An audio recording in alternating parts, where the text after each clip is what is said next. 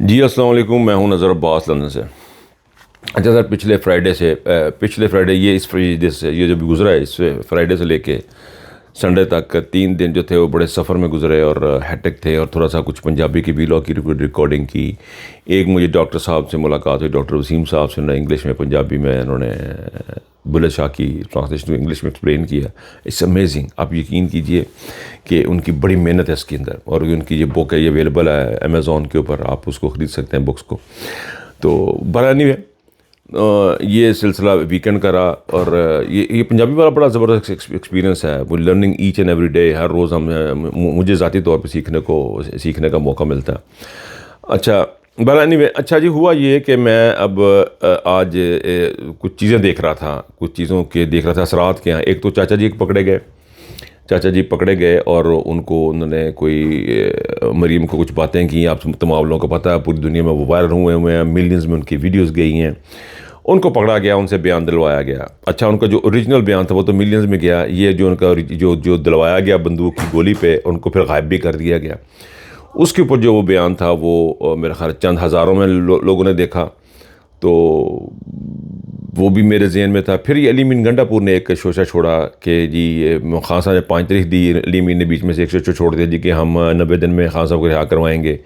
اس کا mind set کا اور اس کی چیزوں کا سمجھ سے باہر آتا رہا کہ یہ علی مین گنڈا پور کس طرف جا رہا ہے، اور یہ کس نے یہ بات کیوں کی، اور خان صاحب کی باتوں کو یہ نگیٹ کرنے کی کوشش کیوں کر رہا ہے، یہ کیا اس کے اندر دماغ میں یہ چیزیں، تو یہ اس کے اثرات کیا ہوں گے پاکستان کے اوپر، یہ میرے دماغ میں چیزیں چل رہی تھیں 2-3۔ تو میرے ایک دوست سے بات ہوئی، انہوں نے ایک بات بڑی پتہ کی وہ پاکستان میں ہوتے ہیں۔ تو میرا اکثر اوقات ہوتا ہے کہ میں پاکستان فون کر کے لوگوں سے، دوستوں یاروں سے پوچھتا رہتا ہوں کہ یار یہاں پہ کیا بنا، کیا سلسلے سلاسل ہیں، لوگ کیسے سوچ رہے ہیں، چیزیں کیسی ہو رہی ہیں، کوئی نہ کوئی بات ہوتی ہے۔ اس نے مجھے کہا نظر صاحب گل یہ ہے، لوگ کا اپنا دماغ بنا لیا، لوگ اب سوچ بیٹھے ہیں، لوگ اب سوچ سمجھ چکے ہیں، اب آپ ان کو بدل نہیں سکتے۔ اب آپ چاچے کے بیان کو جو مرضی کروا لیں، چاچے کو غائب کر دیں، چاچے کا دماغ بن چکا ہوا ہے، چاچے نے جو باتیں کی ہیں وہ سچ تھیں، وہ لوگوں کی باتیں تھیں، اور یہ باتیں گھر گھر میں ہو رہی ہیں۔ اور اس کو آپ جو مرضی کرتے رہیں، آپ جتنا بھی کر لیں، جو مرضی کر لیں آپ، لیکن لوگوں کے دماغ سے یہ بات نہیں نکل رہی کہ یہ گندے اور کرپٹ اور ٹرائیڈ اینڈ ٹرسٹڈ لوگوں کی جو سپورٹ ہے وہ ہے فوج کی، اور فوج کی سپورٹ ان کے ساتھ ہے جو ٹرائیڈ اینڈ ٹرسٹڈ اور کرپٹ لوگ ہیں۔ یہ تو ان لوگوں پاکستان کی عوام کے اندر یہ بات بیٹھ چکی ہے، چاہے وہ پشتون ہے چاہے وہ پنجابی ہے، ہر بندے کے دماغ میں یہ بات بیٹھ گئی ہے کہ یہ لوگ جو ہیں، یہ اسٹیبلشمنٹ جو ہے، ہمارے جرنیل جو ہیں، یہ ہمارے محافظ ہیں، یہ کرپٹ ہیں، یہ پلاٹوں کو پسند کرنے والے لوگ ہیں، اور اس سے آگے یہ جا نہیں سکتے، روپیہ پیسہ دولت کے یہ کیا کہہ رہے پجاری ہیں۔ تو چاچا اب جو مرضی اسٹیٹمنٹیں دیتے رہے وہ نہیں ہونی۔ اسی طرح علی مین گنڈا پور کا ہو گیا۔ اب علی مین گنڈا پور نے اسٹیٹمنٹ دیجیے، وہ تو میں نے اپنی ذات کے لیے بات کی تھی، وہ میں نے یوں بات کیا، اب علی مین گنڈا پور ہو گیا گندا۔ اب اس کے پاس کوئی راستہ نہیں ہے اپنے آپ کو بچانے کا کہ وہ صرف ایک دفعہ خودکشی کرنی پڑنی، اس کو مرنا ہی پڑنا ایک دفعہ۔ میرا خیال ہے کہ اب اس کی جو ہے نا جو اتنے اس نے وہ بڑے بڑے نعرے مارے ہیں، بڑکیں ماری ہیں۔ ایک بات بڑی مزے کی ان کی، 2 طرح کے گھوڑے ہوتے ہیں، ایک گھوڑے ہوتے ہیں ناچنے والے اور ایک گھوڑے ہوتے ہیں ریس کے۔ تو علی مین گنڈا پور یہ ناچنے والا گھوڑا ہے، جب بھی ریس آتی ہے، ریس کا موقع آتا ہے، ریس لگتی ہے، میدان سجتا ہے، تو یہ ناچنا شروع کر دیتا ہے۔ تو یہ اس کا حساب ہے، یہ بھاگا آتا ہے، اور جب میدان میں نیزہ بازی کا مقابلہ ہونا ہے، یہ بندہ نچن لگ جاتا ہے۔ یعنی اس بندے نے اپنا آپ برباد کر لیا، اپنی پرسنالٹی برباد کر لی۔ یاد کریں اپنی ویژول دیکھیں، عمران خان کے ساتھ بیٹھا ہوا، رہا ہو کے آیا، ظلم اور زیادتی برداشت کر کے آیا، پھولوں کے ڈھیر ڈال دیے گئے، عمران خان نے کتنا بڑا رتبہ اس کو دے دیا، اس نے اپنا آپ ستیہ ناش کر لیا۔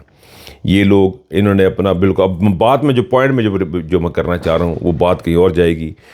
پوائنٹ یہ ہے سر کہ پاکستان کی عوام نے اپنا مائنڈ بنا لیا ہوا، اب ان کو پتہ لگ چکا ہوا، اب اسٹیبلشمنٹ کے پاس اب کوئی راستہ نہیں ہے، پاکستان کی عوام کے پاس، آپ کو پاکستانی عوام کو چینج کرنے کا اور کوئی راستہ نہیں ہے، اب نہیں چینج کرتے۔ اب انہوں نے فیڈرل فورس بنائی ہے، کوئی انہوں نے کچھ ادارے بنائے، اس میں مریم سپیچز کر رہی ہیں۔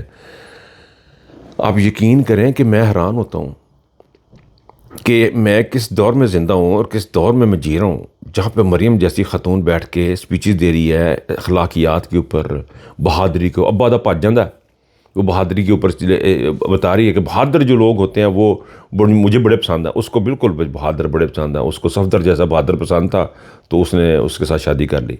بڑا بہادر آدمی تھا کیپٹن صفدر.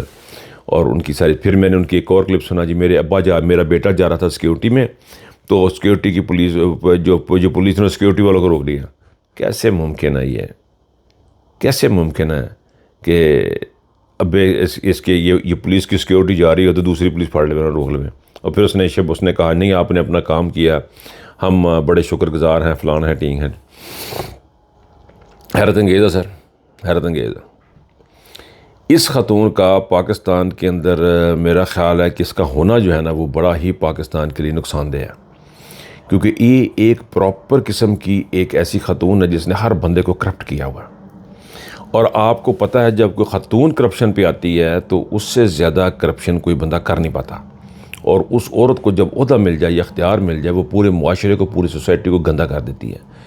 وہ ان جو لفظ انہوں نے بزرگوں نے یوز کیے وہ گندی ماں والے, وہ جو بھی انہوں نے یوز کیا.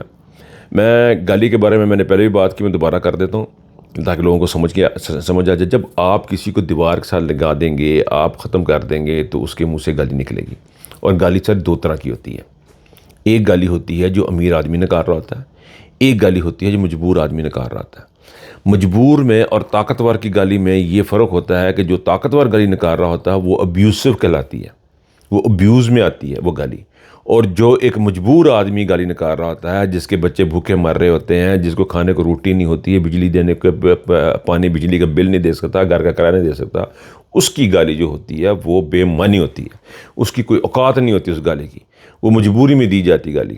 لیکن جو گالی آپ طاقت میں ہوار ہوتے ہیں اور جب وہ گالیاں نکالتے ہیں, غریب آدمی کو تھپڑ مارتے ہیں, گالیاں نکالتے ہیں, اسے ہم ابیوز میں لیں گے, وہ ابیوز ہوتی ہے.